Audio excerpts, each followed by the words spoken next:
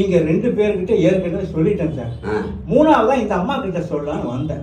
இந்த அம்மா சொன்னாங்க, நீ என்கிட்ட சொல்லலாம் வேணாம், எழுதி கொடுன்னு சொன்னாங்க. அதே மாதிரி எழுதி கொடுத்தேன். நீங்க அதை படிச்சு பார்த்துட்டு என்ன நடந்ததுன்னு கேக்குறீங்க. அதாவது சார், ஒருத்தன் என்ன காலையில அடிக்க வந்தான். நான் ஓடி போய் ஒளிஞ்சுக்கிட்டேன். திரும்பி சாயந்தரம் வந்து என்ன கொலை பண்ணணும்னு சொல்லிக்கிறேன். அந்த கருத்து தெரிய எழுதிருக்க சார். நீங்க என்ன விஷயம்னு கேட்டீங்க, அதைத்தான் எழுதி கொடுத்துருக்கேன். வேற என்ன சார் பண்ணணும்? வேற என்ன பண்ணணுமா? என்னையா எழுதியிருக்க?